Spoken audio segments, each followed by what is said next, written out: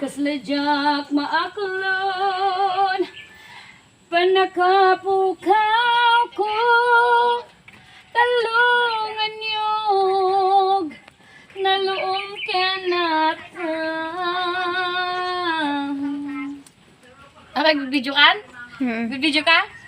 Hi mga labidabs! Anong tawag nyo dito? This is what you call rubo. Rubo is the nagyan ng timais. Nagpush yan. Ha? Rubo is the key to success. Rubo is the key to success. Tay di ubing kami. Ubing kayo. Napadasan nyo tinagilo ti kastoy na. Ha? Pagilo ti karet. Ate, are you looking at me? Good ni. Ha? So, mga lapidabs, sa probinsya, kasi di paglutuan mo yasilid mo, kastoy. At saka, mga lapidabs, hindi namin pinapabayaan ang mga gamit namin ha. Bagong hugas po ito. Ayan, may... po, araw-araw namin itong hinuhugasan, kaya wag niyong dildilawin ata. Bagong hugas yan. Rubo, pagsungrod. Pag ganito kasi ang niluluto, hindi natin ginagamit yung social nga paglutuan. So, I will show you what I am cooking right now.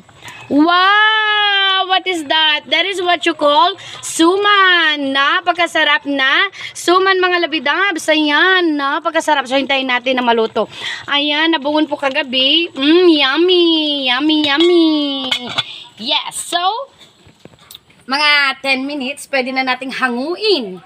Hanguin sa kaldero at magkape na tayo. Pwede siyang partneran ng coffee. Pwede siyang partneran ng malamig na soft drink. Although it's not healthy. And ano pa? So, Dayjay, kung feel natin kumain, magluto lang tayo. No kasi ito lutlutuan may, kasi ito paglutuan. Hanga Dayjay, kwate paglutuan tayo ta. Mahal ang gaso ngayon.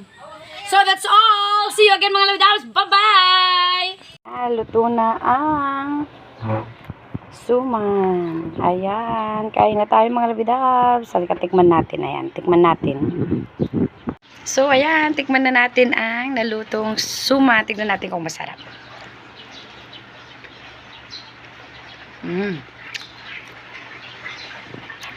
Masarap.